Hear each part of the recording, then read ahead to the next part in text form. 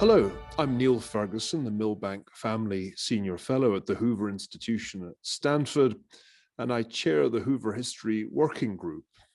Our latest session has featured the work of the British historian Nicholas Lambert. I think one of the most pioneering and original historians of modern British military and economic history, and the author of several path-breaking books. Sir John Fisher's Naval Revolution, which won the Distinguished Book Prize from the Society for Military History, Taming Armageddon, Economic Warfare Planning and Practice, 1906 to 1916, and his most recent book, just published by Oxford, The Warlords and the Gallipoli Disaster, How Globalized Trade Led Britain to its Worst Defeat of the First World War. Nick, welcome to Hoover. These are extraordinary books, and in many ways, this latest one is the most extraordinary of them all. But it had its origins in your undergraduate special subject at Oxford. Give me the background. I remember those days. My special subject was a different one, the Third Reich special subject. But you went for Michael Howard's Gallipoli special subject, and it's really the genesis of this book, right? Yes, that's right. It actually probably predates that, because in my first year as an undergraduate, I audited, I think is the term, the Dardanelles course by Michael Howard, and it sort of rather hooked me there and then. And anyway, but I was primarily an economist when I started, and it was actually because of Michael Howard that I gravitated steadily towards the history side rather than the economic side. But I continue to blend the two, both economics and history together, particularly the military side. Let's talk a bit about the kind of traditional view of Gallipoli. It doesn't loom especially large in American memory, but it looms very large in British and Australian memory. Tell us first, what do people usually think of when you say Gallipoli? The two things they go to right away. The first thing is Winston Churchill. It was all about Winston Churchill. It was his idea. It was him pushing through time and time again when they reached a point where it looked like it was going to fail. He demanded reinforcement of the failure. And then the second thing that preoccupies everybody in the discussion is, who was primarily responsible and who was primarily to blame, which are very subjective idea or concepts to begin with. Nobody's really interested in very much in discussing what they were doing, what they intended to do by going there. It's been rather assumed it was a strategic initiative. But the one question that really nobody has ever really properly studied is why did the other members of the inner cabinet, the War Council as it was called, agree to this? Right? There were 8 people in the room. Winston Churchill was just one of them, the most junior, the most distrusted, and the most disliked. So why did they agree to his idea? What was going through their minds? And that was the point of departure for this book, The Warlords and the Gallipoli Disaster. And the usual answer, and probably the one that most undergraduates put into their special subject essays, was that Churchill was looking for a quick way to end the war because there was a stalemate on the Western Front and it was never going to be achieved there. Tell us why that's wrong, or at least grossly oversimplified. Well, it's more than oversimplified in the sense that he didn't start using that argument until quite late in the day, at least March and possibly April of 1915, did he even start presenting it as a strategic initiative. But he didn't really put all the pieces together until he's writing after the war in, of course, World Crisis, his memoir, History of the Universe, with him at the center of it. And it's then or there that he presents the idea as a coherent, rational alternative to the Western Front. The subtext being is that I was extremely far-sighted, and if we had done this, the war would have been over a lot quicker, and we wouldn't have lost 1 million men. Well, now I guess at the popular level, the memory is just a disastrous military debacle in which Australian and New Zealand soldiers were sacrificed to stuffy and dim-witted British officers, the sort of Mel Gibson version of history.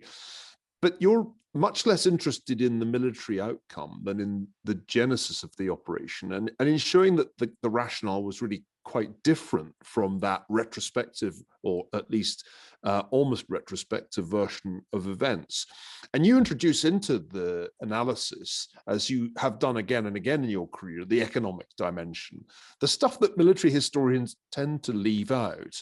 And it all has to do with the global grain trade and the increasingly precarious position of Russian finances on one side and the domestic food market in the UK. Explain how this all connects together and gets Mel Gibson onto that blood-soaked beach. Well, I mean, the simplest way to put it is that the largest exporter of wheat in the world in 1914 is Russia. And the largest importer of wheat in the world is Britain. And when they closed the Dardanelles, which is the principal route by which you transfer the Russian wheat to the global market, yes, you have created a massive, shock to the global economic system. By closing the Dardanelles, you don't just shut off Russian wheat, you shut off Romanian wheat too. So the net result is something like 34, 35% of global supply is just like that off. And the effects that are going to, the effects on prices are pretty obvious. They're going to start spiraling. They expected them to spiral, but what they hadn't anticipated is that this would occur at exactly the same time as the great drought in Australia, when Australia was a net importer of wheat that year, the worst famine in Australia since time began. At the same time, you also had a very severe freeze in North America, which locked up all of the wheat supplies west of Chicago, and that also impacts Canada as well. And then, of course, in December, January of 1915, the South American crop, they lose about 20% of it in the fields due to torrential rains. And the whole combination, it's literally a perfect storm in the wheat market. It's a once in a 100-year event. And so when the Board of Trade start working out or start running their calculations and figuring what they expect is going to happen to the prices, they say in January 1915, we're looking not at doubling of wheat prices, which would be horrific. We're talking about quadrupling and possibly quintupling, which would be catastrophic in terms of the support for the war in Britain. Because, of course, bread from wheat is the staple of the working classes. So all of these different economic variables come together to make the idea of taking the Dardanelles, breaking the Dardanelles, and ending that obstruction to the international wheat trade. That's the rationale, in your view, for this decision. But I want to talk a little bit about how the decision gets reached, because what's beautiful about your book is the detail with which you reconstruct the decision-making process. It's no longer all about Churchill. It becomes a really quite intricate dance between the different ministries, the different government agencies, the different political interests and economic interests. And we almost get down to hour-by-hour shifts. Talk a little bit about that, because it seems to me that your methodology as a historian is almost that of the medievalist. You reconstruct with great precision the documentary trail and arrive at a completely new version of events, which I found revelatory. That's a lot of careful leafing through of dusty official minutes to reconstruct the sequence of events. At the end of it all, who's in charge? This was a question people love to ask about Berlin. Who rules in Berlin? But who ruled in London in the end? Was it Asquith? To the extent that anybody rules, it probably is Asquith, yes. It's Asquith is the head of a political coalition within his own party. So to the extent that he rules, yes, he controls the agenda, he controls the timetable, but he is also subject to pressures from all sorts of different factions within his own party. He's also subject to pressure from outside the party, within the City of London, within, as I say, the myriad interest groups. It's a very, very complex balancing act. And then the two things I would say is, I mean, fundamentally, yes, you're right about my approach to doing this is that I don't believe, I try and do what I call intent-based history, which is basically establishing what the intent was. And then the intent is when you start looking through intent, you're then reviewing the options that were considered. And quite often, there's always options, there's 4 or 5 options typically. And you have to identify what the other options were that were considered, and then why they were rejected. And you often learn as much and sometimes more from why they reject certain options and choose the one they actually do, than just by focusing on the one that they do. Now, an awful lot of lot of traditional history, particularly military history, rather focuses on the outcome. They start with a known outcome and then try and work backwards through that, and without paying very much attention to the alternatives that were considered and rejected. So one of the, oh, sorry, go ahead. Go ahead. What I was going to say is one of the other alternatives, in fact, the initial policy with respect to the wheat problem, which they had fully anticipated and worked out before the First World War, thanks to a very, very smart man called Robert Bruce, or Lord Balfour of Burleigh. He warned that the problem was not going to be shortage of food, it was going to be the price of food. And he said the problem isn't really with the food not existing, it's the market system itself that we have created and the way risk is carried and distributed through the system. And in fact, one of their initial plan, up until they initiated in December 1914, is to actually, it's rather clever actually, I think. They decided to try and rig the price of wheat futures on Chicago, on the Chicago Exchange. And they actually started trading heavily in wheat, secretly in wheat, I think it's 12th of December 1914.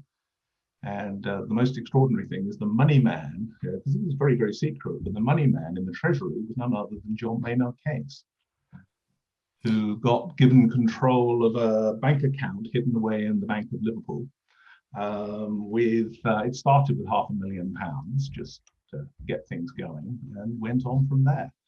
This is the kind of history that Bob Zellick thinks we should be doing, history that takes foreign policy and finance, grand strategy and economics, and stitches it together. If you were trying to get the interest of, let's say, American decision makers in the year, let's just say 2021, and persuade them that your book had some relevance to their world, what kind of analogies come to mind? I can think of one myself, but maybe you've got a contemporary analogy that would be relevant. Well, you said you've got one yourself, but let's hear yours first, please. Well, I'm thinking that decision making about the U.S.-China relationship and the potential conflict over Taiwan that we've heard so much about calls up the analogy with semiconductors, the crucial part really of the modern electronic economy. Is there something to be learned from the whole fiasco, and it was in the end a fiasco of Gallipoli, for American policy today? I think there are a number of things to learn. Number one is the economics of warfare is so important. The first thing one has to do if one lands up in a war is to stabilize your own economy. In other words, prevent yourself from losing the war before you have a chance to win it. The second thing is that if you're going to wage offensive economic war, it's a heck of a lot more difficult than you think it might be.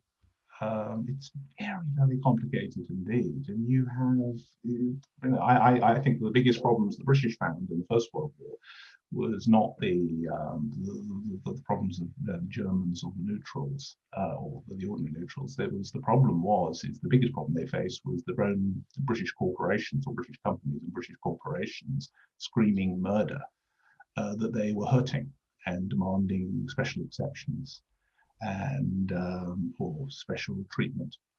Or not, to be given a special license to carry on doing what they're doing, and then yes, never mind about everybody else. And I think that the calls for special exceptions are going to be deafening if ever the United States find themselves in a war with China. But and another aspect would be is that just how messy decision making is under pressure when it's involving war economics.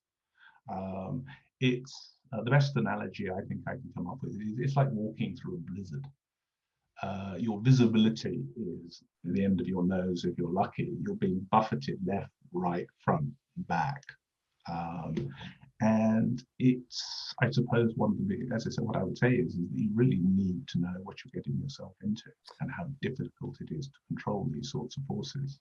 Not so much the fog of war as the blizzard of war.